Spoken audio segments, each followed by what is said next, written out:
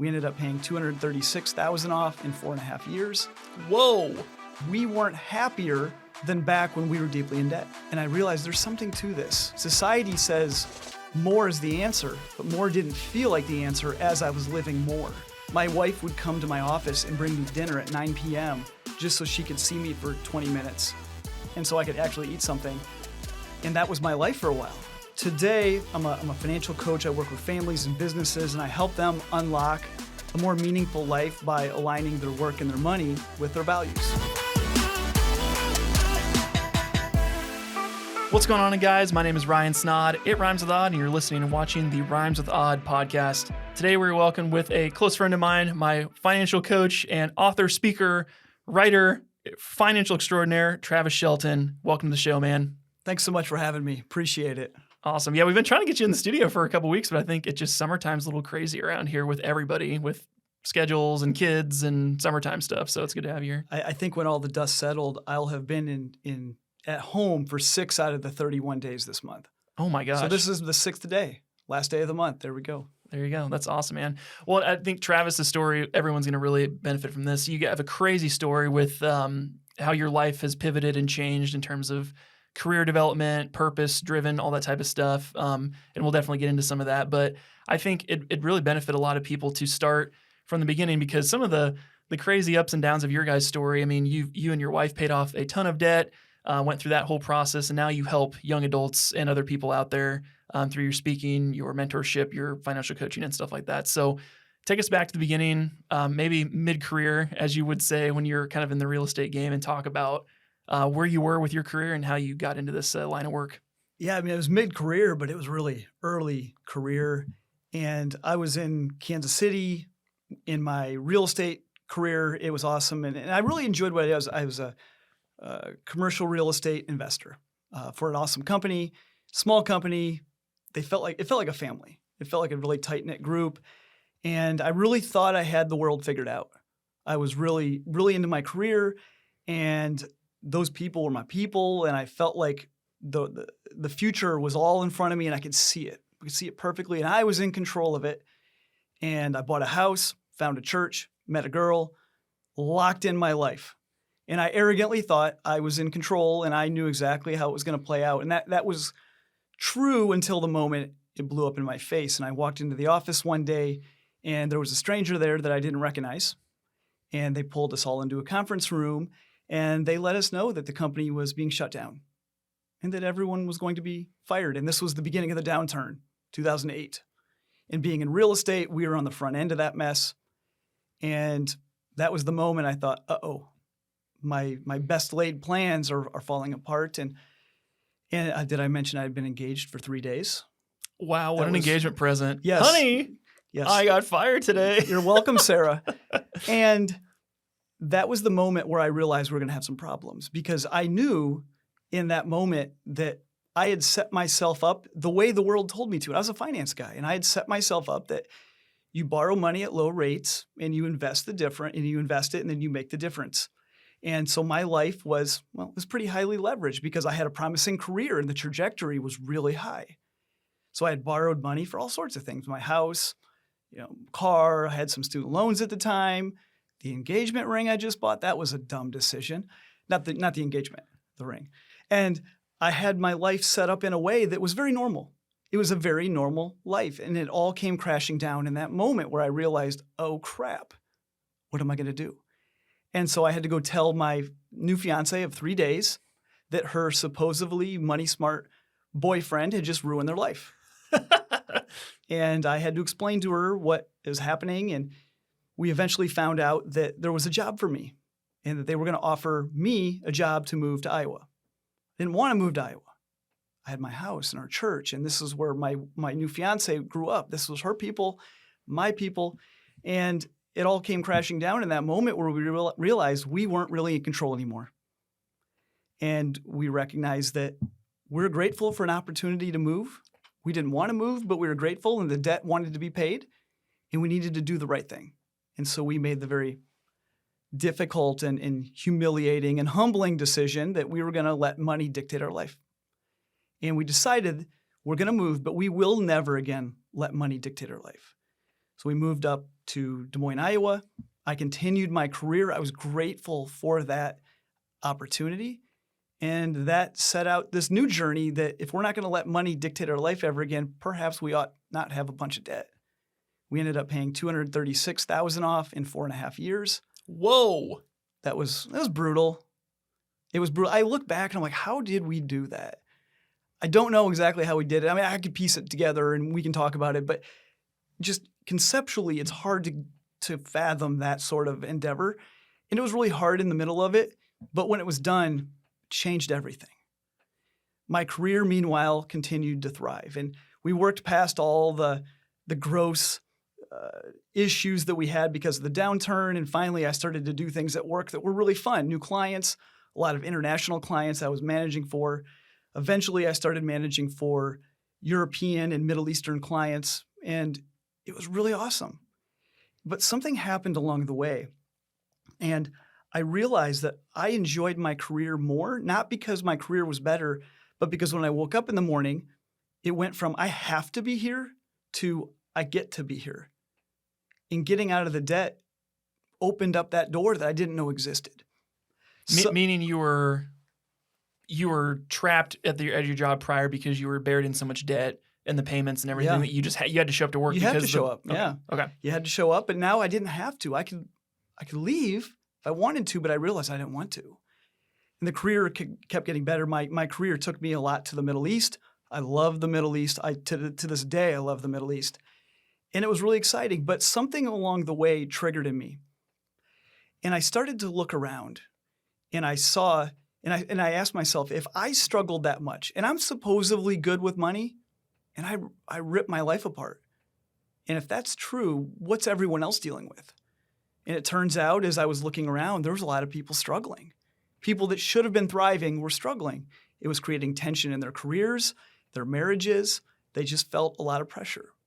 At the same time, I thought to myself, if money makes us happy, because I was working with people that made a lot of money, coworkers, my clients, other people around that I was kind of revolving around, and I thought, if money makes us happy, this should be the happiest side. This should be the happiest place on this side of Disney World, and it wasn't at all.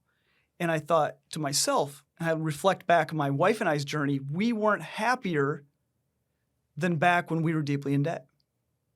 And I realized there's something to this. Society says more is the answer, but more didn't feel like the answer as I was living more. And that really flipped something in me where I realized there was something down the road. I didn't know what or when, but I knew that I would be called to do something different than what I was doing, which eventually led to what I do now. Sure. That's super powerful. As you're going through that process, you're meeting with these very wealthy investors, people that are trying to do the things. Were they going through, people always say money solves all the worldly problems. What were some of the problems that these people had? Are they the same, or were they just different, more complicated versions of problems that people have when they have a lot of money to spend? I think money can certainly buy a lot of cool things. A lot of the people that I spent time with were, they would get around on helicopters, and the houses they lived in, oh my goodness, and the restaurants and the hotels. Amazing. But there was still the same amount of brokenness. Marriage issues, parenting issues, stress, pressure, tension. There's so much of that. It looks different when you have a lot of money, but it's ultimately the same thing. Now, people say, boo-hoo, cry me a river, but people are people, and we all live in our own junk. And I realized what was happening was that a lot of the people that had created a life where they have a lot, there's a cost to that. Now, you can say, yeah, you make up for it in a lot of cool stuff and a lot of cool experiences, and you can make that argument, but broken is still broken. And I've realized through that and through the science of money and happiness that money makes you happy until your needs are met. And then after that, it doesn't. It doesn't make you that much happier. And you can make the argument that while there is a slight increase in happiness once your needs are met, I would argue from my experience in my own life and from watching others and a lot of my clients that the cost to get there can be steep. And so this idea that, money can't make you happy at all, well, it can, because if you don't have your lights on, you don't have running water, you don't have food on the table, money will make you happier. Your well-being will improve significantly. But what I find happens is that when we're early, and you can probably remember back when you had nothing, when you made more money, it made you happier because you could finally actually drive a car that runs. And you could actually not eat ramen noodles all the time, and you could have a decent, respectable lifestyle. So you experience money making you happier. And what we do as humans, we extrapolate that and say, well, if this much money made us happy, just imagine what the next block will, and the next block, and the next block. And that sets us on this cycle of the hamster wheel of more. Mm-hmm. And we jump on and we're running hard, but we're really not getting anywhere. And I always say the problem with more is that every time you get more is still, well, it's more. And so you can never really achieve what we're trying to achieve or what we think we're trying to achieve with money. Sure. That's super powerful. I think, and it's interesting too, because it's funny. I'll talk to people. There's always this resentment towards the wealthy and just this jealousy and anger. I think it's a very interesting thing. I'm like the one weirdo that if I find out someone's like super wealthy, I'm always like, good for them. That's great. Like, I'm just curious about like how they did it, like the tactics, their story, whatever. Most people are like, screw them. I don't want to talk about, like, I hope they, fall up a flight of stairs with their hands in their pockets or something stupid. Or step on a Lego. It's like people just don't want, it's like this hedge trimmer society, right? The second somebody starts getting up high, you just want to clip them and cut them down. What do you say to people like that in terms of the abundance in the world and that other people can win? It's not just about the one person. There's not like a finite amount of money in the world that people can get. I think there's a couple thoughts that come to my mind. And one of them is just because somebody's winning, it doesn't mean that you can't. Their success does not mean your failure. And we like to say because they're winning, somehow I'm handicapped. But I think what we don't realize about people who have had some level of success, let's say financial, career, status, there's a cost to it. There was a cost. Most people, we like to think that people they're born into it. Some are. But there's a cost to getting from where you started to where you're going. And that cost is much higher than a lot of people realize. What I also recognize in people, and I think back to my own journey in this, is that people see you today. They see the success that you have today. And it's easy for them to look at you and say, oh, it must be nice to be you, or oh, you're so lucky. They didn't see you then. They didn't see what it took before you became who you are today. And I think back to, I had people in my old career, back when I actually had status and presumably a lot of income, I had people that say, it must be nice. That's my least favorite phrase of all time. And you and I have talked about this before. Oh, I hate that. When somebody says that, I'm like, you might as well have just called me every cuss word under the sun and like threw me off a bridge rather than call me that and say that crap to me. So anyway, good. But I think back to, people don't know what it looked like early. They saw what it turned into. They saw what my career turned into. But what they didn't see was when my wife and I were dating, when I was in my mid-20s, what they didn't see was my wife would come to my office and bring me dinner at 9 p.m. just so she could see me for 20 minutes and so I could actually eat something. And that was my life for a while. There was a cost to that. It wasn't glamorous. It didn't feel great. Those were the dues I paid, and I willingly paid them in that season of life. I willingly paid the price to get to where I ended up being. But people that look at you at your present state, and they'll look at you and say, man, it must be nice to be them. They don't know what it used to look like. They don't know what it took to get from where you started to where you are. And if a lot of people knew what it cost, they may choose not to pursue that. And I think that's where we need to take a step back. And we look at these CEOs and we look at some of these tech billionaires and we look at some of them and say, man, it must be nice to be them. I don't know if a lot of us could pay the price that a lot of them paid to get to where they're at. Absolutely. Or I think a lot of people are like, man, it'd be great to be the CEO of Amazon or of like Walmart or something. I'm like, do you realize the amount of stress those people are under daily? How many fires they have to put out, and that one decision could completely tank their entire company? It's like, that's a lot of stress. Like, I always think about that when people are like, oh, I want this job. I'm like, do you really want that job? At my gym, there's a bunch of kids that come through for a kids group, and they have a question of the week. And one of them was like, if you could have any job in the world, what would it be? And a bunch of people said like CEO of Amazon. It's like, you don't understand how stressful that job is. You'd be out in the ditch really quick, you'd be like, I just get somebody else take the stress because this is too hard. I've spent enough time with some very powerful CEOs to know that I would never want to be in their shoes. What they deal with, what they go through, there is no amount of money that can compensate you for the quality of life that you just sacrificed. And I think if we all recognize that for what that was, I think maybe we would have a different perspective. Sure, absolutely. No, I think that's super important to think about. Jumping back into your story, I mean, I want to bounce all over the place, but coming back to your story, you were working in this industry. You decided to leave. Walk me through the lead up to that process and then what you're doing currently. There was something that we used to do, and I don't, maybe this was my hidden desire to be part of the Chicago Bulls growing up in just west of Chicago in the 90s, but maybe my desire to be an NBA player. I took it into my adult life because my NBA career is long gone. Long gone. I lost my chance. Sorry, Michael Jordan. You could hit a growth spurt, like a 5 or 6 foot growth spurt, and be like Yao Ming or something. Yeah, I'm getting slower by the day. But what I used to do early in my career is every March would be compensation season. So you get your pay raise, you get your bonus, you get your promotion if you get one. And I started this thing early in my career was every year we would have those conversations, and I would either get a promotion or not, pay raise, bonus, and I would decide, do I want to give myself a 1-year contract? Every year. I did it every year since I was 23. And every year I'd have those conversations with my leaders, and then I would decide, am I going to give myself a 1-year contract? And then eventually when I met my wife, I brought her into those conversations. So every single year, my whole career, we would have the 1-year contract extension conversation in my household, and my wife and I, we would talk about it, and we would make that decision. And there was a point where my wife, and some people say, Travis, how does your wife not leave you after you left that career and you took a huge pay cut and your life sucks now compared to what it used to be? And people say, why didn't your wife leave you? Like, I would be furious. And Mom's like, she was ahead of me. She was pushing me for a few years. She's like, Travis, it's time. Travis, it's time. And I said, no, it's not time yet. It's not time yet. Part of that was because I don't think it was time, but part of it was my own fear and insecurity. And I said, no, it's not time. And eventually we got to the year where we had the conversation. She goes, let me guess.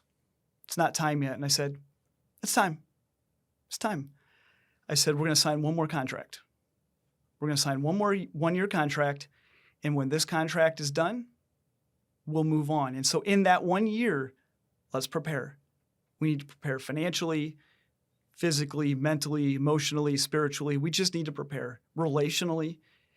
And that year was, I decided if we're going to do this, I want to end strong. I want to serve my company well, make sure I leave in a good spot, but then have us prepare ourselves so that we leave in a strong spot. So we had that 1-year contract to then prepare. And so there was a lot of pieces to it, but we knew it was coming. And then it was a matter of just one foot in front of the other, knowing it's coming and getting ourselves okay with it. Sure. So you end up launching. What are you doing currently for people that don't know who you are? What are you currently doing for work? How did you make that transition, and what do you do now? Today, I'm a financial coach. I work with families and businesses, and I help them unlock a more meaningful life by aligning their work and their money with their values. And today, the coaching is still there. There's a lot more business side to the coaching, but also professional speaking, writing. I have a podcast, and just all different areas around how do we serve people in that way and help them unlock their more meaningful life. When I left, it was just coaching. That's the piece I knew. And that's the piece I knew I could make a living doing. But the problem with my old career, there was because of my title, because of who I was in that career, I wasn't allowed to really do anything while I was there. So I couldn't build up my business. They wouldn't let you financial coach outside of work? No, not for an income. Okay. So I had coached for years just for free, just because I wanted to help people, because I knew I couldn't get paid to do it. There was a lot of limitations. It felt like I needed to get permission to go to the bathroom. And that's not a detriment. I'm not trying to demean my prior company. It's just the nature of the work I did. And so the problem I faced is that I couldn't build anything until the moment I left. So I almost had to leave and start at zero and then build it as quickly as I could after I left. And that was a hard endeavor. So I knew coaching was a piece of that. And you were one of my very first clients. You trusted me when nobody should have probably trusted me. So thank you. But the coaching was the piece that I started with. And so it was just building up a clientele base after I left. And it was just a very slow but very intentional process of building up coaching clients and just serving people well and trying to add so much value to their life that they wanted to tell everybody else about me and that I could serve them too.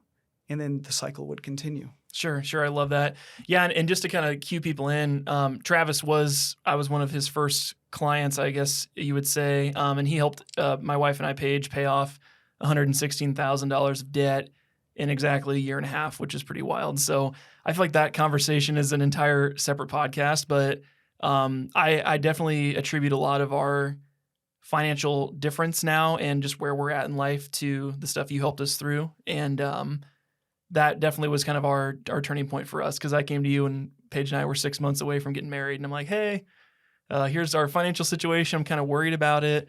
Should we wait until we're married to do this and combine finances? You're like, heck no, just start now. And we got a huge head start on it for 6 months prior. So can't say enough about how much you've helped us and get us where we are financially now. So I appreciate that. You guys put in the work. You guys were grinding. Yeah.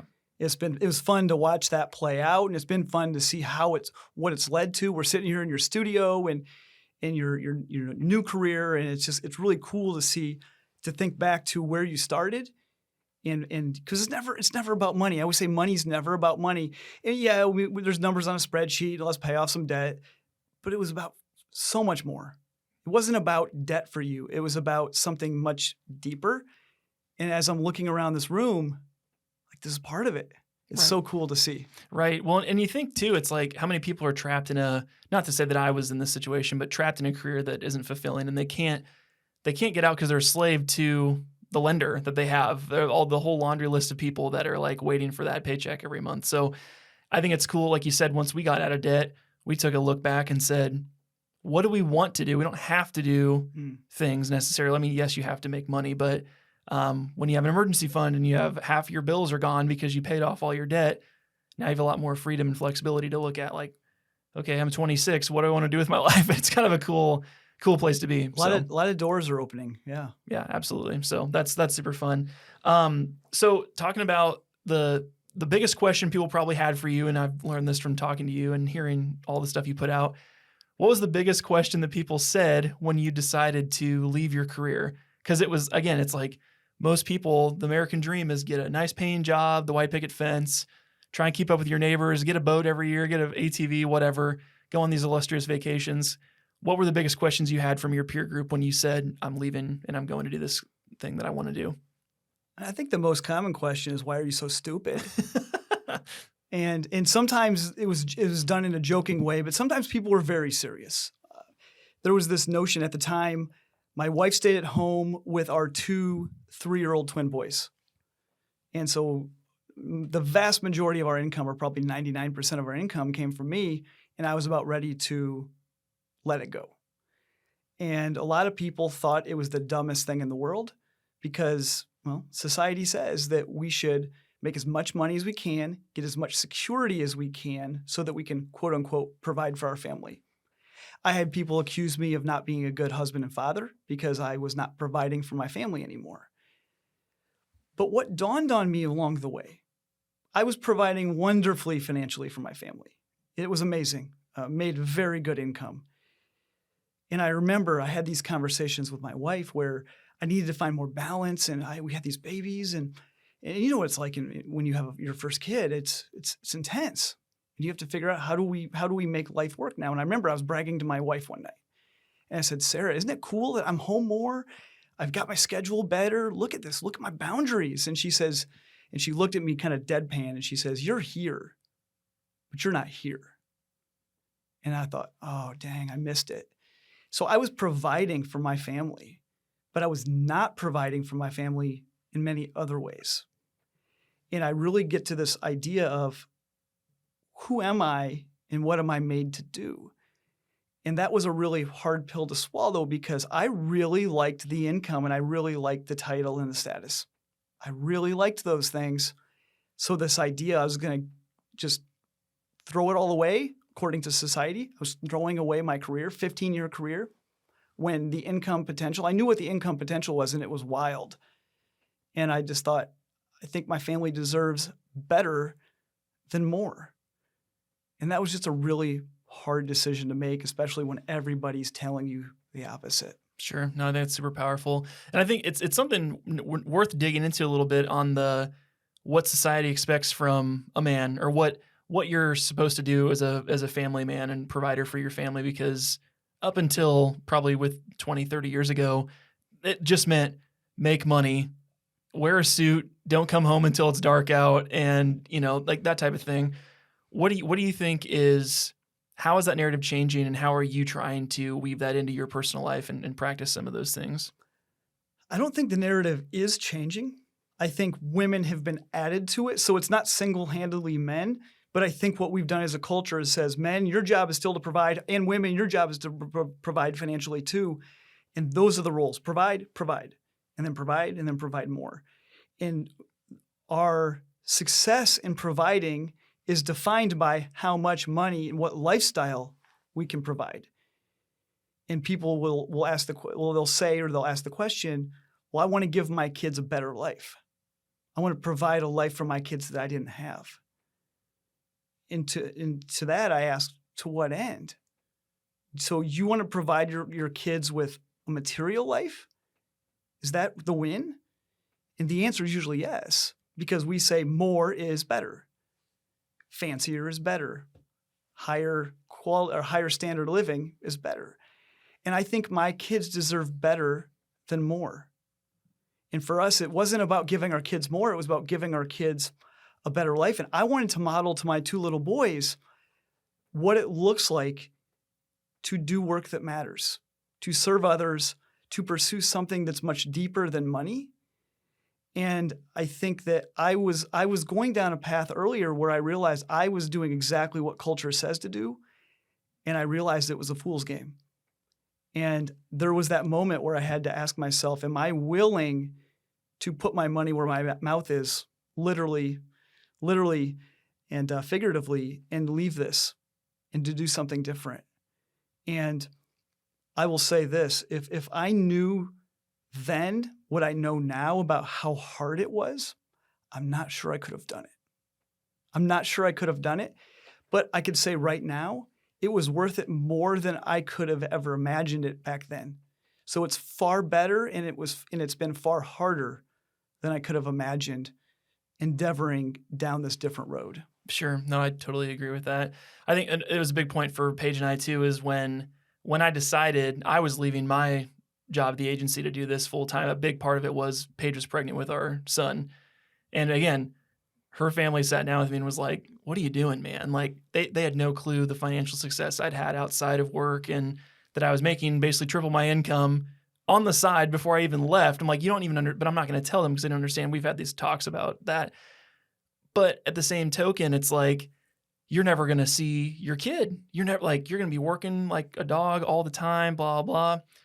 And I think the thing that pushed me was I really thought, I'm like, how can I look my son in the face and tell him, chase your dreams, do what you want to do in this life, if I don't do it too, if I don't model that?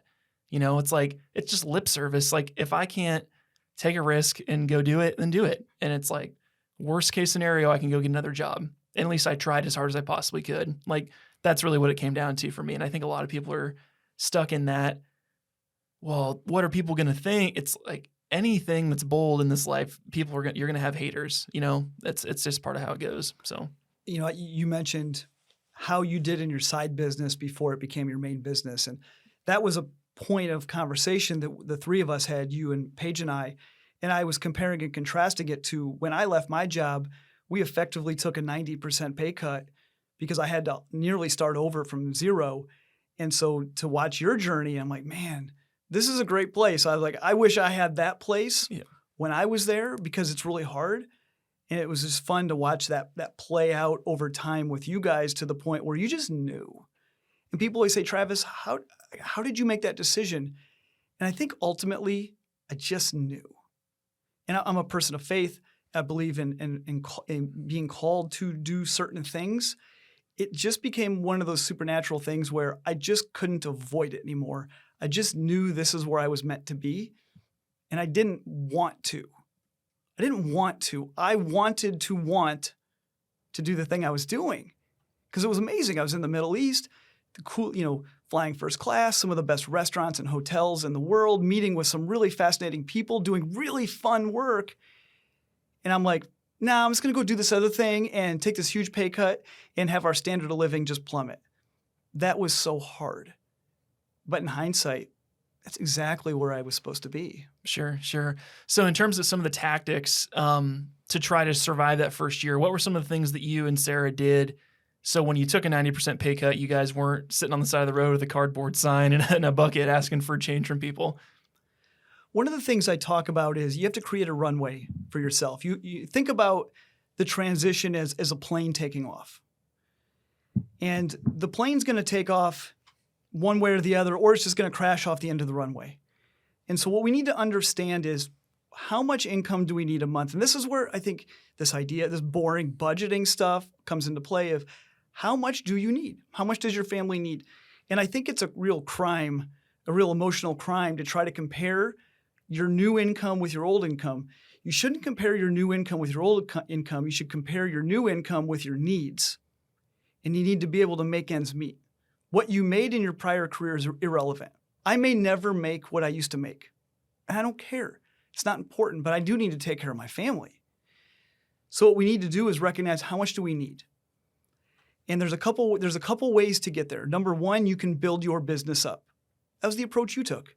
You can build that income up so that when you leave your job, you have your new income and you can ask yourself, does this new income support my family? I couldn't do that. I just started at zero. So what I had to do in my 1-year contract, my last year, we had to save, and we had to save up money to subsidize our income after we left. And I referred to that as building the runway.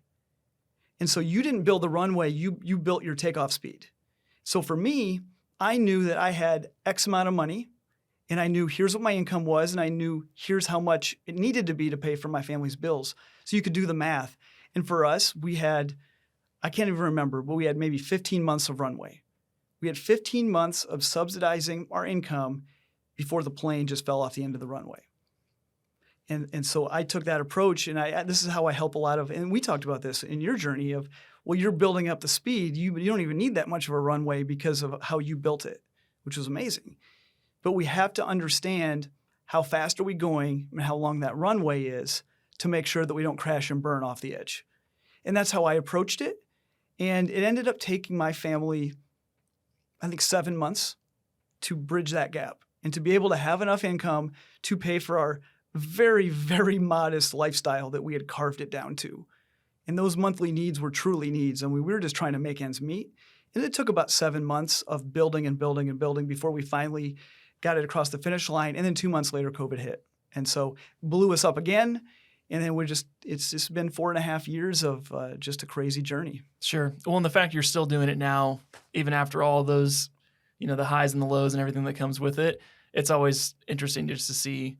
I mean, every person we've had on the pod with a business that COVID has come up in some way or another. It's like just the ultimate shake. Like, okay, here's what's got to happen, and the hardships will come no matter what. So I was like, well, if you can get through in the beginning, that's always the good sign there. So that's great.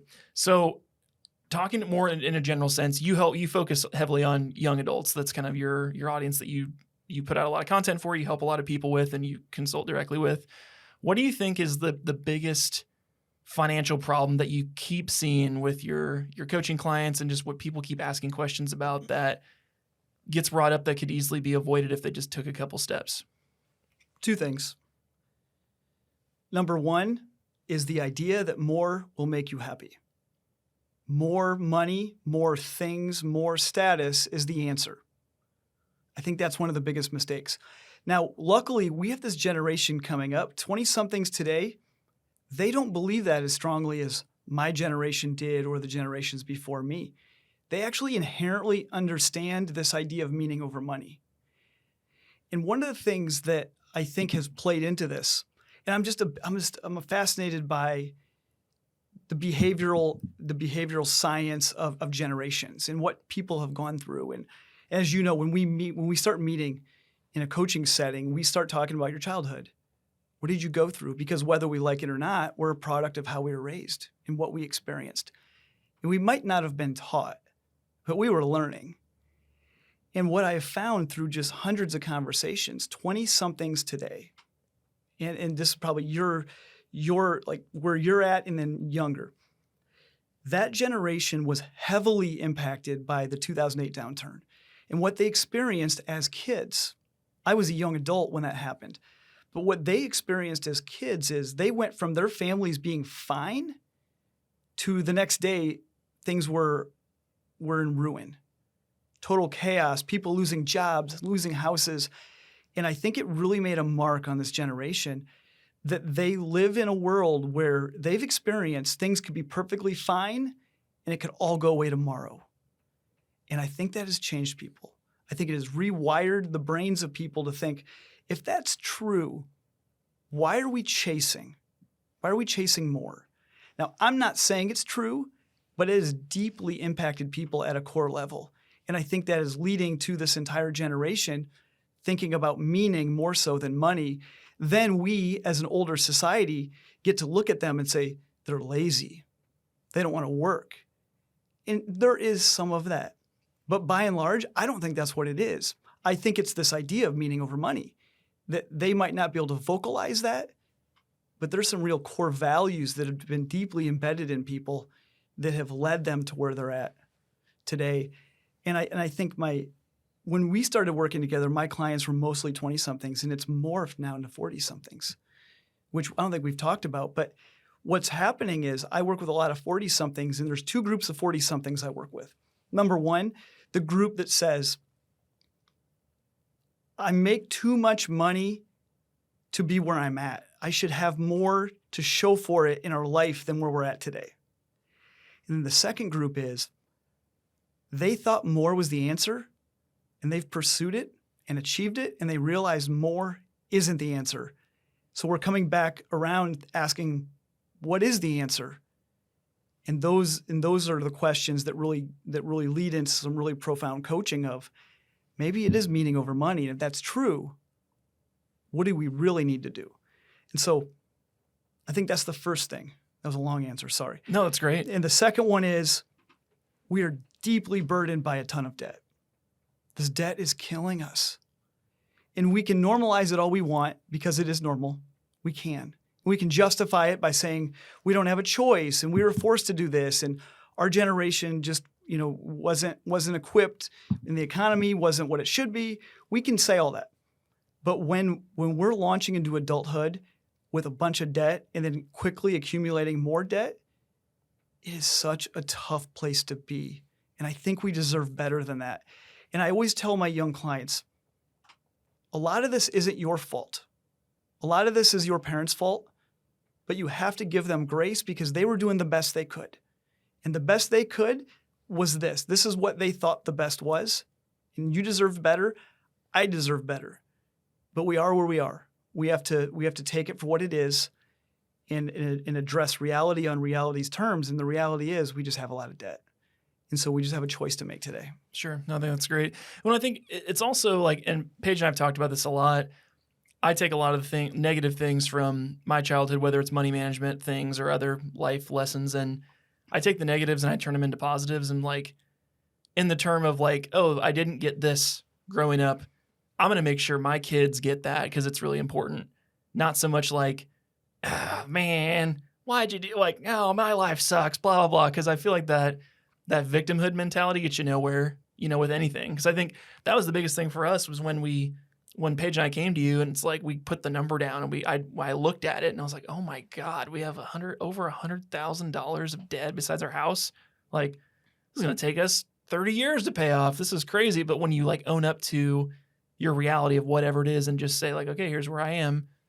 Let's make a path and a plan and let's knock it out. Like I think there's a lot of power in that because you're not beholden to your circumstance. You are completely in control of your life to an extent. I think it's interesting because people often, they think to themselves, well, I don't need or want coaching because I'm not in debt. And debt is the focus. And debt's not the focus. The focus is unlocking a life of meaning. And sometimes it includes debt. So I love it when people don't have debt. But I did a podcast episode and I had a lot of people criticize this. And I said that life is simpler when you're in debt than when you're not in debt. Because when you're in debt, it's pretty easy. We have excess income this month. What are we going to do? Pay off debt. Next month, we have excess income. What are we going to do? Well, I suppose we're going to pay off debt again. And you repeat and repeat and repeat. And maybe you can expound on this a little bit, but once you pay off the debt, it opens so many doors, which is great. Great problem to have. But it gets harder. It gets more complicated then because your life isn't as focused anymore. And you're like, now what? And there's a million different options. More money, more problems. More money, more problems. And I think that life can be very simple if you're in debt. It sucks. I've been there. It sucks. But if you're really in that spot and you want out, it can be very simple. We have extra money, pay debt, extra money, pay debt, and just see the finish line coming because there's a finish line. And I think that's the part about this debt journey is that we can do anything for a short period of time. We humans can endure tremendous pain for a short period of time. And if you can put an expiration date on it or a finish line, you can endure way more than you think you can. And so if somebody's in debt, it's not forever. It's just until it's done. So you ought to make it quick. Yeah. And I'm definitely one of those people like the harder you can crunch things down, the easier. Like good example is like I did a bodybuilding show. It's like 4 months of eating 7 times a day, gallon of water a day, 45 minutes on the Stairmaster, sleep 8 to 10 hours a night. Like your life is super structured and regimented and you get the result you're looking for. And same thing with like paying off debt. It's like if your sole focus is like you said, every extra dollar that you have a month goes towards the debt, it's easy. But then once you get out, it's like, oh crap, now what? Like, do we relapse and go back to the same habits that got us there in the first place? Do we, buy a bigger house because we've got more money? Do we get fancier cars because we've got more money? Do we, expand your lifestyle? Like what other types of stuff too? It's just like that's kind of where people's minds go. But it's like when you have the margin, that's when, like you said, the meaning comes into play. It's like spend your money where you want to spend it, where it's going to make the impact, where your priorities are, not, oh, I have to do this. It's like you have the freedom and flexibility to just build the life you want. I think one of the biggest risks after you pay off debt is because you've had a singular focus for so long. And it takes a lot of sacrifice and it takes a lot of determination. One of the biggest risks is that you can't flip that switch off. And often the people that pursue this debt freedom journey, they can get into this mode of turning themselves into a hoarder. And it's like you're cutting back on everything and you're living on nothing and you're paying off debt. And then you get out of debt, you can't just turn it off. And I think you have to know who you are along the way. And who you are is not more money. Who you are is not less debt. You have to understand what are you really shooting for, because one of the biggest tragedies in all of this, of this hyper debt payoff fanaticism, is this notion that once you pay off debt, you still have to lock in on that level of focus, frugality, scarcity, whatever it is. And I think it's turning a lot of people into hoarders. And that is causing a lot of rifts in marriages where you have one spouse, like for example, your wife maybe not quick to get on board with this idea of doing financial coaching. She did not want to show up, right, Paige? I drug her to the first meeting for sure. She stared daggers into me because she didn't want to be there, and then she realized it's about something bigger.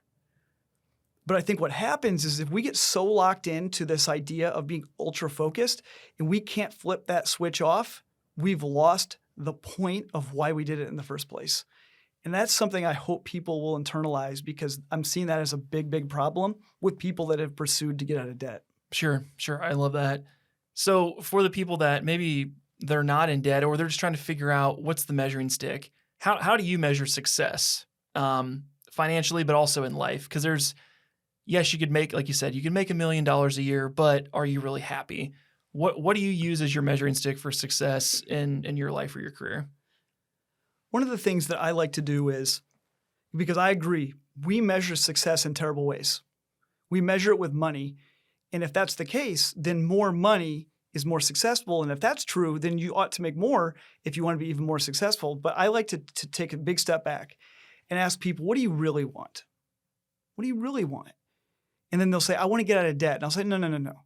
What do you really want? And they'll say, I want to be financially free. No. What do you really want? Well, I want my kids to go to college. And I'll say, okay, we're getting there. What do you really want? And after you ask this question 4 or 5 times, you get to the real answer. You get to the real answer. That's the answer. Once you know what that is, what do you really want? You can structure your life around that. Because what I think happens in our culture is that we say money is what we want because money makes us happy. And I don't think people really believe money makes you happy, but they believe it will get you the things that will make you happy. For example, people in the FIRE movement, people that want to pursue retirement quickly. Which is financial independent, retire early, right? For those, right. For the non-financial people. So there's a movement of people, they want to hoard as much as they can, as quick as they can, so they can retire and then do what they want. And I'll ask people, why are you doing what you're doing? And they'll say, because I want to hurry up and retire so that I can do what I want. And I'll ask them, what do you want to do? And they'll give me this beautiful answer. They'll give me a beautiful answer. And I'll say, that's great. Why don't you just do that now? Do it today. If you're hoarding a bunch of money so that someday you can do this thing, if that thing is what you really want to do, why don't you do that today? Because sometimes these aspirations are really beautiful and impactful and make a difference in the world. And I'm like, why don't you just do that? Why does it take hoarding assets over the course of 20 years, hating what you're doing in the meantime, so that someday you get to enjoy life? Why not enjoy life today, tomorrow, and then? Because often it's not money what they're after. And so I always help people understand, what do they really want? Maybe we should just go get that now. Oh, I love that. Just this morning, I was actually watching the guy following TikTok, Asian guy that used to work for a bunch of tech companies. He ended up at Netflix making $650,000 a year plus stock options, all the stuff. And he was just chasing FIRE. And then once he got to his number, he retired at like 35 and has just been peacing out ever since and hanging out with his family. People are always like, why did you do that? And his number one reason was, well, I just wanted to spend my time with my family. It's like, you could have done that while you still have a job. Like, you don't have, maybe not work the stressful job that's 12 plus hours a day and you never see your family or your kids or whatever, but you can still spend time with your family and just think about the other stuff you could do, the impact you could make, whether it's giving in your community, your favorite charity, doing other more strategic things to, again, build more money so you can make more impact. I think it's interesting just like how people prioritize those things, because now he's just chilling out at 35. And I'm like, yeah, what are you going to do with the rest of your life though? Your kids are going to grow up. You could spend every day with them and then they're going to leave and go do their own thing with their own life. And then what? Well, then, now what? It's like, well, I guess I'm going fishing every day. Yeah. This is a controversial take, but I don't believe in retirement. And people say, that's really stupid, Travis. At some point, you should enjoy your life. And I always say, yeah. I do. I wake up every day excited for what I'm about to do, not because it's fun. Often what I do is not, but because it matters. I wake up, I get to meet with people, I get to create content, I get to do things to make a difference in the lives of others. And when I put my head on my pillow that night, I can look back and say, that was a good day's work. I made a difference. I served a purpose. I enjoy that life. And I don't like Fridays. I don't like Fridays anymore because I love what I do so much. Now, I do love hanging with my family. I love spending time. And that's great. And then I look forward to Mondays again. And there's the scientific study that said that Sundays at 4 p.m. are the most depressing hour of the week. Your fun weekend is behind you, and you're starting to think about what's coming this week. It's the most depressing hour of the week. And for me, now, in this season of life, I'm excited. I'm starting to think about all the things I get to do this week. I'm like, I get to wake up tomorrow and I get to go make a podcast with Ryan, and then I'm going to go do these speaking engagements. I'm going to create this content, and there's this idea I want to write about. It's beautiful. And there's a certainty in all of this. My retirement, quote unquote retirement, if I were to retire, is going to come a lot later than it would have had I stayed in my prior career. If I wanted to pursue fire, I probably could have. But I realized that this is about more than living a life of leisure. This is about waking up every day knowing we're doing the work that we're supposed to be doing. And why not enjoy life to the fullest throughout instead of waiting until the finish line? The finish line for me is when I'm dead, not the day that I decide I'm going to golf the rest of my life. Sure. Well, the variety of the work is interesting too, right? Like I do commercial production, videography, editing, whatever. When I decided I was doing this podcast, I was like giddy. I was like dancing around because I'm like, oh my gosh. Like, you were texting me? Yeah. I was like, Travis, let's get you on the pod. Like all these people that I wanted to talk with and just have these conversations. I'm like, I've been wanting to do this for years, but now I like can do it. And then once you find, like, if you just get fired up about whatever, to fill in the blank, a speaking engagement, writing a book, doing a blog post, podcast, whatever, like things that just are exciting. So it's not just I have to go to work and do this thing. It's like, you can do whatever you want. Like that's kind of the cool piece of it, right? Is like it's like Legoland, but in real life, you can build whatever you want and do whatever you want with your time, which is super fun. Now, I will not say that work defines you. It's not your identity, but work provides meaning. All work provides meaning. The work that was absolutely terrible in my life, think of the suckiest jobs you've ever had. Oh, I got a couple. Yeah, they were bad probably. I told you my chili explosion story, right? Yeah. Yes, okay. Even the bad jobs still provide some meaning.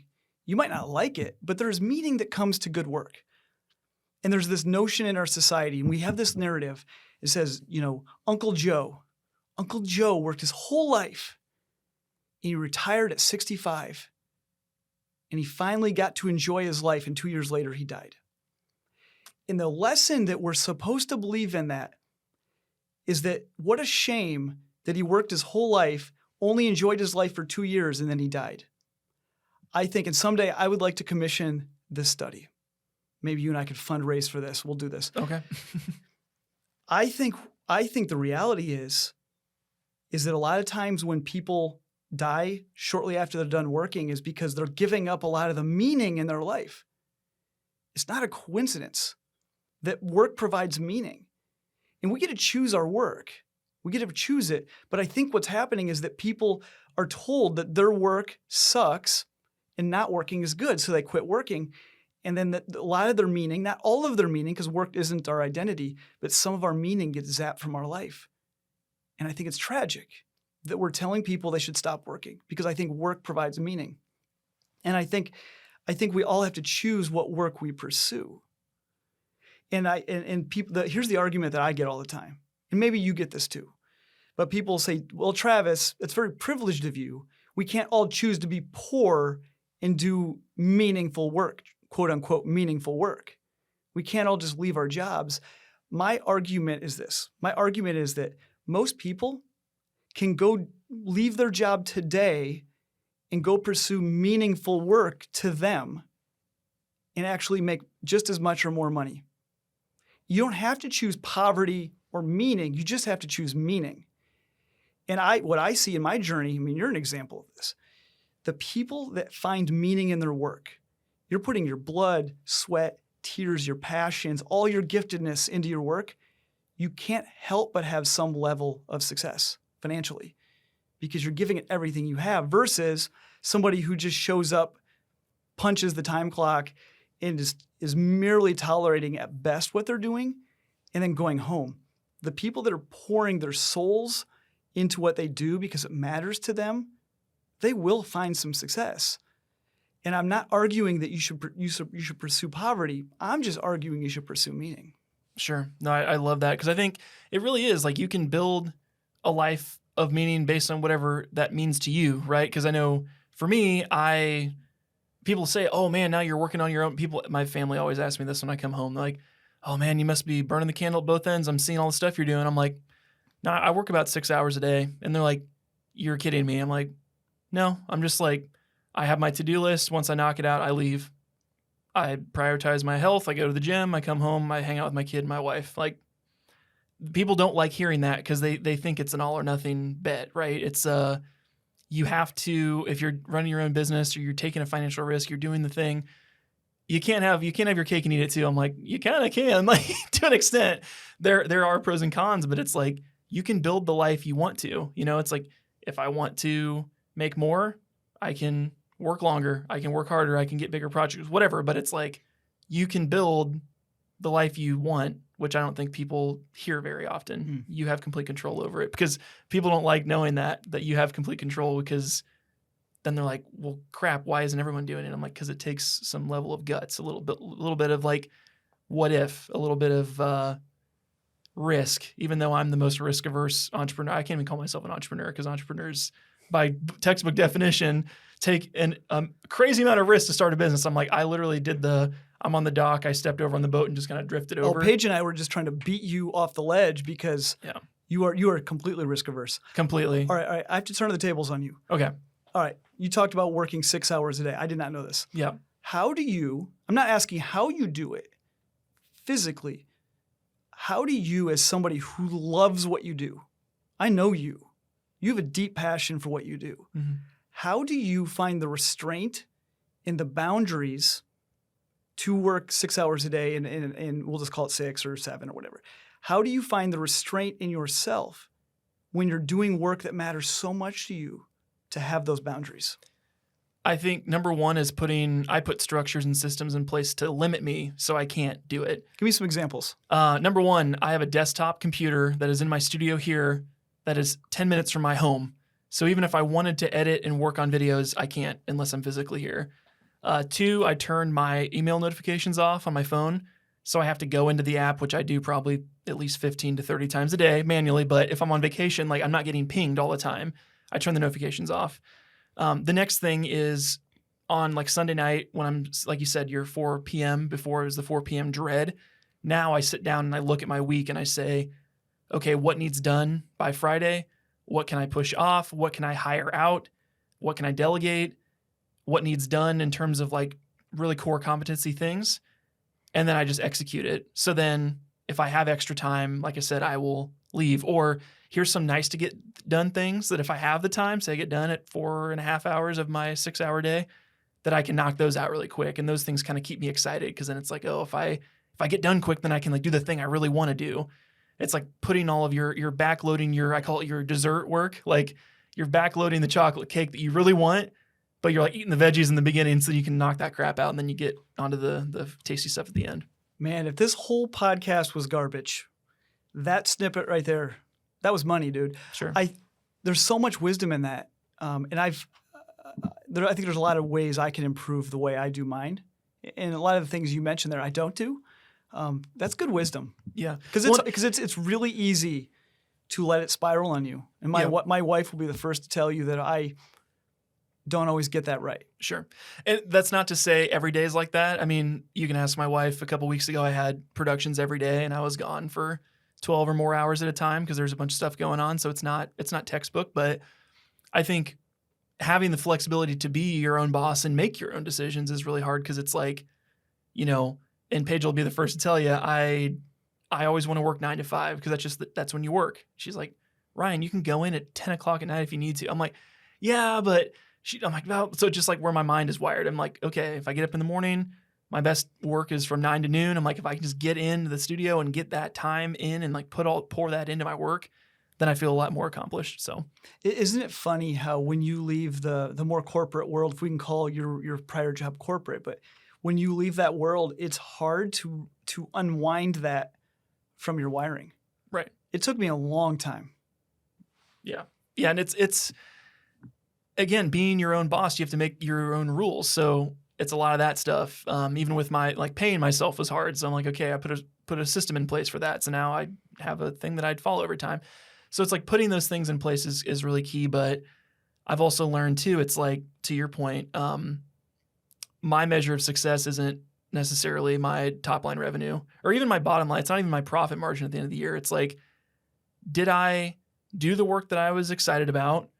Did I show up for my family and my wife and my son And was I present during those times? Because I also struggle with that, is the turning your brain off. And Paige will just know, looking at me like, oh, he's thinking about other stuff. Then she'll just ask me, what's on your mind? And I'll tell her. And she's like, why are you thinking about this right now? I'm like, well, this, that, and the other thing. And then we'll just have a 5-minute conversation and it's over. It's off my mind. And now I can be present. So I'm not perfect at this. I'll be the first to tell you. But being extremely conscious of being where your feet are, it's something I'm really, really trying to do more mindset training on, and just trying to make sure I'm really conscious of where my feet are and be there mentally. I think this is one of the important reasons why you need to know what your definition of success is. Because if you are having success at 6 hours a day or 7 hours a day with very clear boundaries, and if your definition of success is more money, we know where this goes. We know where this could get to quickly, and there's a very real cost. It's a cost to your marriage. It's a cost to your children. It's a cost to your health, emotionally and physically.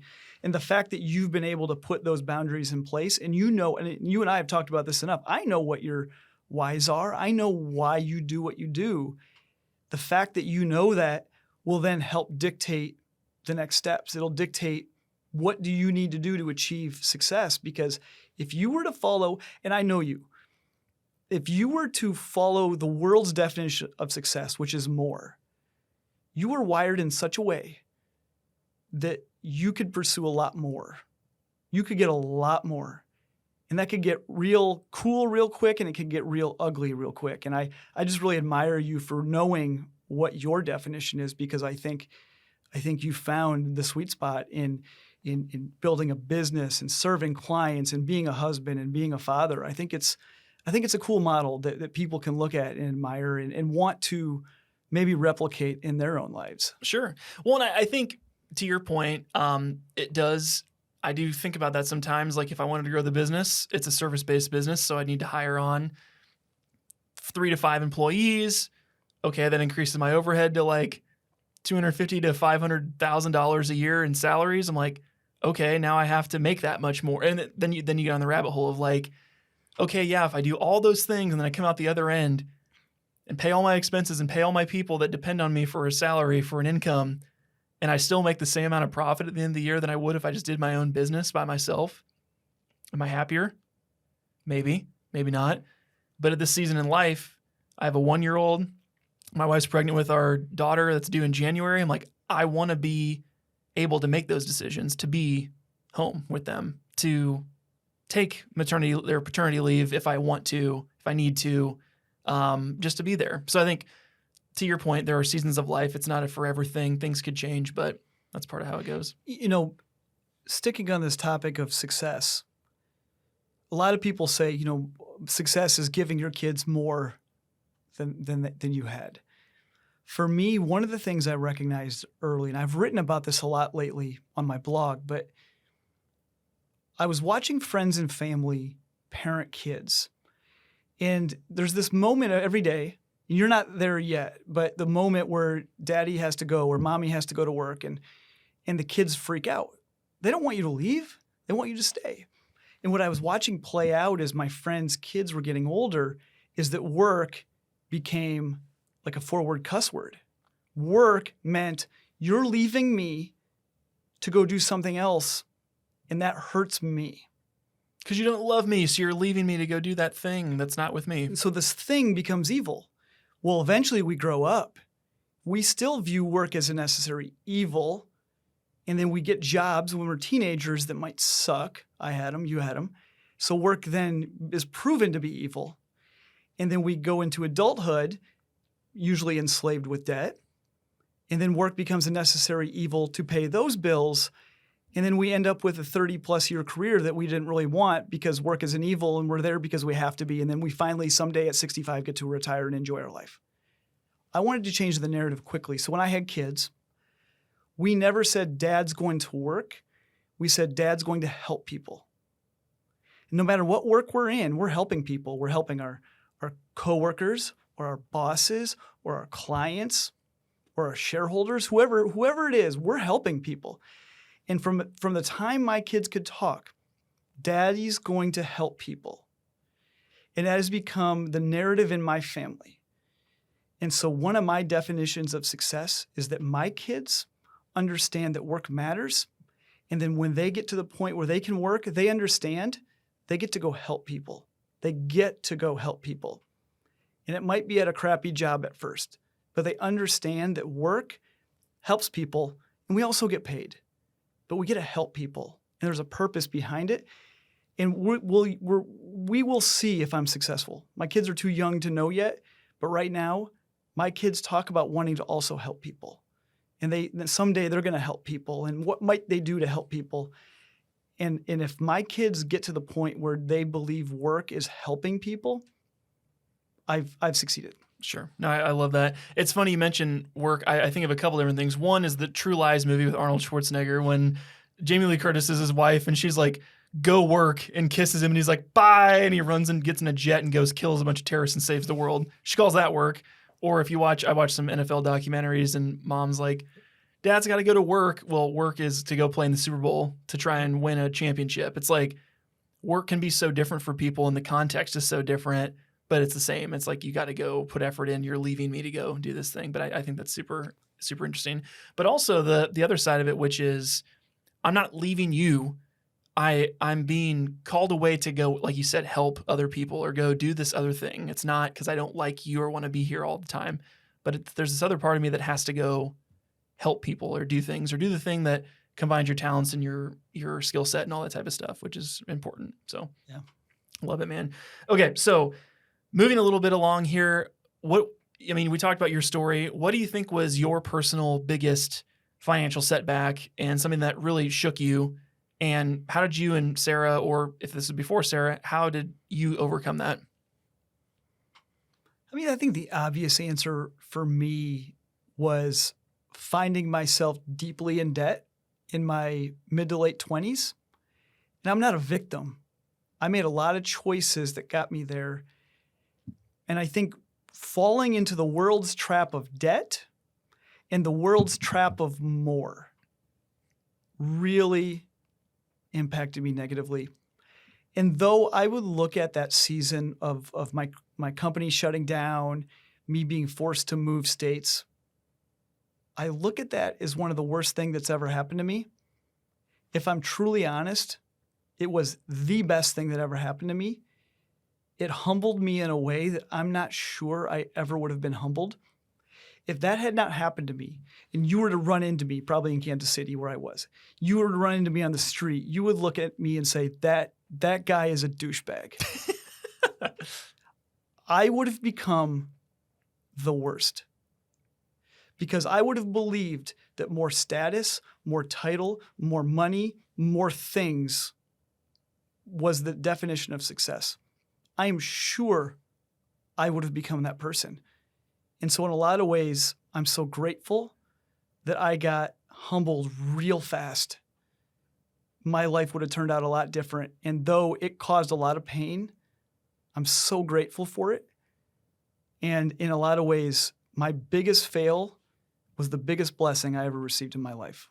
Sure, I love that. You can tell I watch a lot of movies, but this makes me think of The Big Short and Steve Carell's character when she's on the phone with his wife and she's screaming at him, just quit your job, you'll be happy. And he's just like buried in paperwork. I am so happy right now. Like some people just love the grind. They just, like you said, they get addicted to the status, the feeling they get when they walk in the office and people, the looks they get or like the endorphin rush of just like, this is important. This is what I'm doing. This is my purpose.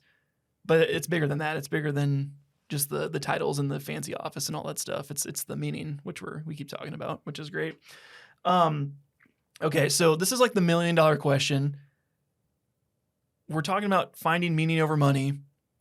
How do we start down that path to find meaning and try to put money as a secondary goal in some of those ways that we're achieving success? I think it goes back to the question I asked a while ago. What do you really want? What's really important to you? And they've done these studies where they've talked to people that were living their last days, hospice care, and they interviewed people. And they asked them about their regrets. Nobody says, I regret not making more money or not having more things. They deeply regret the things they didn't do, the relationships they didn't invest in, the difference they didn't make. And I think that's it for me, is understanding, what do you really want? And if your answer is money related, I respectfully think you're wrong. I don't think that's what you really want. I think you just think money will buy that thing or enable that thing. But whatever that thing is, if you ask yourself what really matters to you and pursue that, I think that's the secret to unlocking the meaning. That's super great. Yeah, and I think there's a lot of people that are kind of, I would say, aimlessly floating through life. There's a lot of people I meet, especially post grad. My 10-year high school reunion is in a couple weeks, and it's like meeting some of my high school buddies or college buddies that are just kind of fell into a career, and they're just kind of mindlessly going through it. A lot of them look at some of the stuff that I'm doing or you're doing, or people that are kind of making their own luck, and they get frustrated or they get jealous. Or the first thing I always say is, I'll introduce myself to a past friend or colleague or something, and, oh, what do you do? And I'm like, oh, I own a video business. And how long have you been doing that? Well, like 8 years, but I just went full time like 2 years ago. First thing people always say, how are you getting clients? How are you making money? That's the first thing they always, and they're like, pretty risky, isn't it? I'm like, not really. Like, I think a lot of people have this potential past the door of what if that a lot of them don't take the chance to do. What's some of the, not everyone's built out to start their own business and but whatever that taking the chance is, what would you tell people that are kind of weighing on that, like, you're trying to push me off the ledge, just do the thing? What advice would you give to somebody that's on the fence about making like a need to do type of decision, but they're trying, like, logic is pulling them back before they jump off a cliff? A few thoughts on that off the cuff. I think one of them is that it's never too late. Again, going back to this retirement fallacy that we're all living in. We treat our lives as if at age 60 or 65 is the finish line. And let's just say I left my career at, let's just say you're 40 years old. You've aimlessly meandered through life and you don't know what you want to do when you grow up yet and you're 40. People look at it and say, well, my career is over half done. I can't start now. And I think 60 to 65, that's not your end point. At 60 or 65, you will have more experience, more relationships, more influence, probably more resources than you've ever had in your life. And society says you should pack it in and go home. And I always say, I'm 42, just turned 42. I have 40 years left in me, at least, I hope. If God's willing, I'm hoping I have 40 plus years left to make a difference. It's got a whole nother lifetime, man. It's a whole nother career. It's never too late. The other thing I would also tell people, nothing is wasted. No matter what you've done in the past, what jobs you've had, what skills you've accumulated, none of it goes to waste. Everything we do builds upon the thing that we used to do. And that's this whole fallacy of you can't throw away, quote unquote, throw away your career. You're not throwing it away. You're exchanging it for something different. And I think what happens is people think, I don't want to throw this away. But nothing gets thrown away. Nothing is lost. If you've meandered for 15 years, there's so much that came in those 15 years. Relationships, experience, skills, failings. You get to take all of those and apply it to the next thing. It's never too late. Last point. It's easy to compare yourself to other people. So people, let's just use you as an example. People can look at you and say, I'm not there. I'm not there. He's been doing this for a decade and he's had his company for 2 years. So I'm so far behind. And I think it was John Acuff I heard this from many years ago. And he says, never compare your beginning to somebody else's middle. That's unfair. I'm sure you do it at times. You compare yourself to XYZ people in your field that have just crushed it. Well, they might have been at it for 20 years and you've been at it for 10. And so it's unfair for us to compare ourselves to people that have been doing it longer. We need to start where we start and don't compare your beginning to somebody else's middle, because if we do that, we will always lose, because we will always choose the people that we will lose to. Because there's a lot of people that want to be where we're at, and we're busy comparing ourselves to the people we want to be. And so we can't compare our beginning to somebody else's middle. So if you are beginning, let's just say you're in the film industry, don't compare yourself to Ryan. Look at Ryan and say, someday I want to be there. But don't compare yourself unfairly to that and feel like a failure. You are where you are. Now just start putting one foot in front of the other. And someday you are going to be the person that somebody else unfairly compares themselves to you. Sure. No, I love that, because again, I'm weird. I'm a weirdo. Like when I look at people, a good example, I walk into a bowling alley. I don't walk in and say, wow, look, bowling alley. I'm like, oh, there's like 40 lanes. They got 4 people on a team. It's $10 to play. How much money is this place making? That's how my mind works. I'm kind of a freaking weirdo, but I'll find inspiration from other industries or other people and say, how can I apply this knowledge to myself? So if I see the person that does what I do, but they've been doing it for 20 years, I was in a mastermind with a bunch of people like that are doing a multiple 7-figure a year business. They've got 10 to 20 employees, like kind of where I would want to be in the future.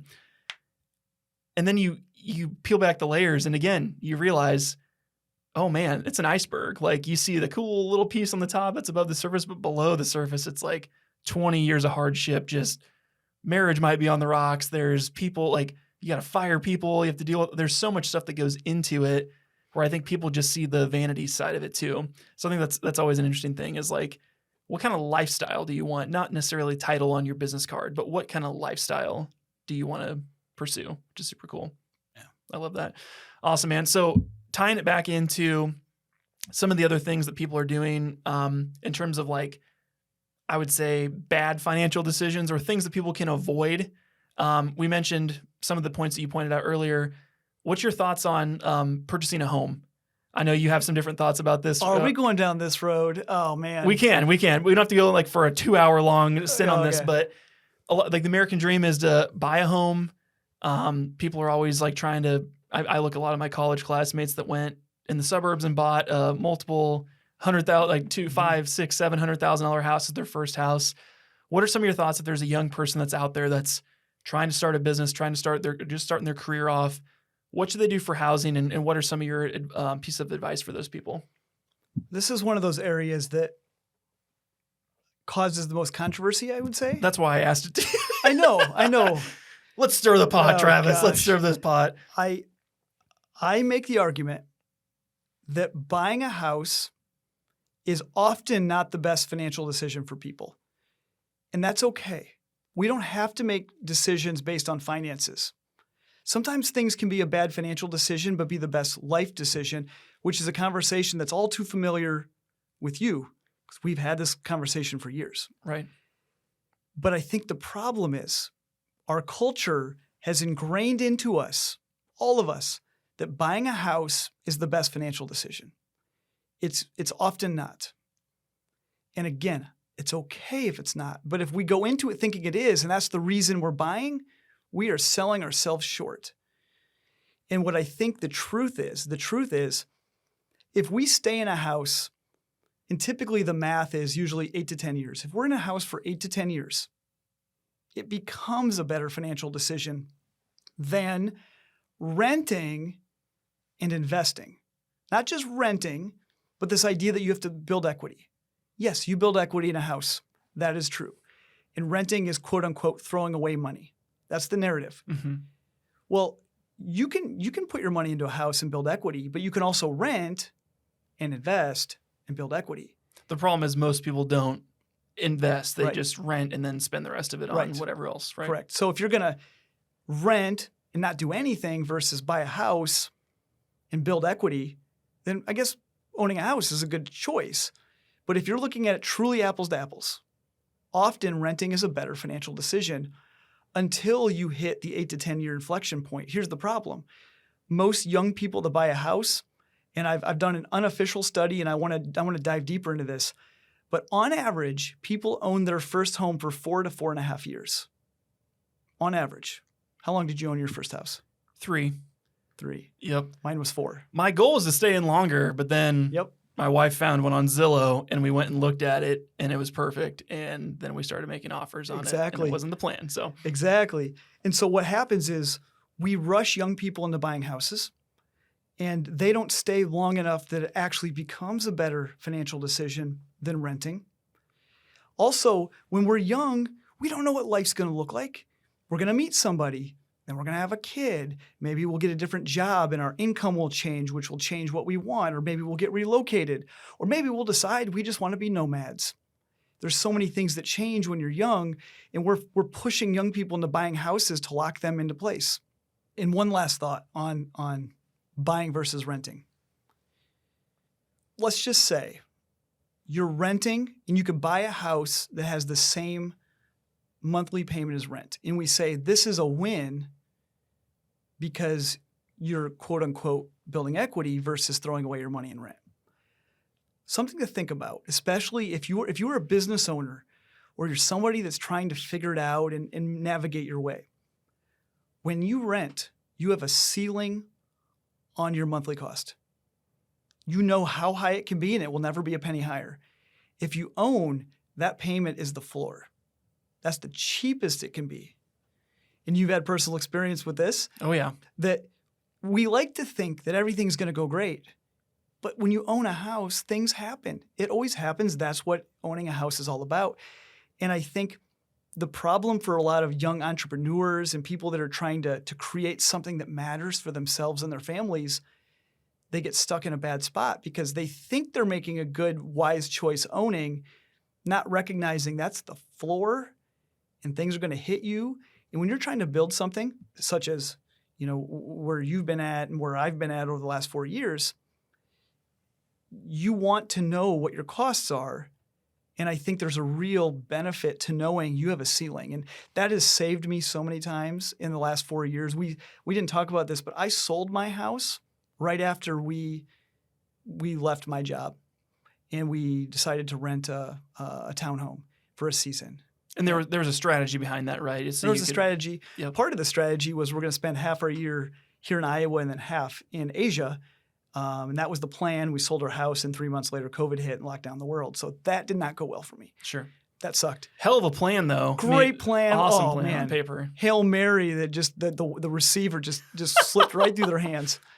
But it's been such a blessing because things have been tough building this business over the years. Knowing that my housing cost is absolutely locked in has been a real blessing, and I don't have to worry about all the things happening. And so I think young people, I wish they would give more consideration to renting, but the narrative that buying is better financially and that renting is throwing away money and stupid, it's a pull on people unlike anything I've ever seen.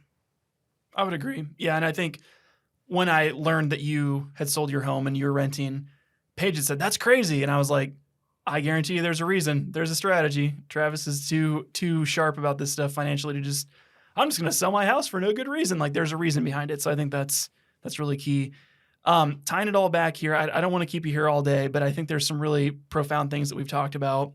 Tying it in for the folks that are out there that are young adults that want to consume more content from you, where can people find you? You mentioned you have a podcast. Where would you recommend people go to find out more about you? Yeah, there's really two places. Number one is the Meeting Over Money podcast.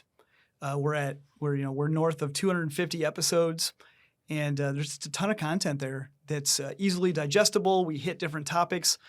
A lot of the concepts are similar to what you've heard in this interview, and so that's a great starting point. We're really proud of what we've created there at the Meeting Over Money podcast.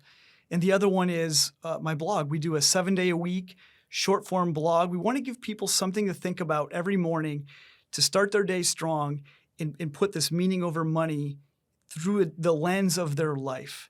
And so it's a 1 to 2 minute read, 7 days a week, and that's at TravisShelton.com. But if you want to follow me on social, Instagram is probably the best place. Instagram or LinkedIn, Travis Shelton. Very cool. And you also co-wrote a book recently, right? Do we want to plug that? I did. You can find it on my website. You got it right here, right? Yeah. Pull it up, man. We're using it as a coaster. Love it. Right there. Look at that. Yes. Wrote a book with a friend. It's a Christian friend of mine. about generosity, and it's about generosity in community and just helping people reframe generosity. Is my favorite topic in the world because I believe that we're meant for more than just to serve our own family. And so we wrote a 30-day devotional as a starting point just to help people reframe what does it look like to live in community with others through the idea of sharing what we have. I love that so much. Guys, make sure to go check out Travis and the Meaning Over Money podcast. Great show. I think I've listened to almost every episode. It's one of my, I have like 4 podcasts I listen to. You're on the rotation. So add that one to your list and subscribe to that as well. Make sure to check him out on all socials as well. But that concludes another episode of the Rhymes with Odd podcast you're listening to and watching to. My name is Ryan Snod. I'm Rhymes with Odd, and we'll see you in the next episode. Peace.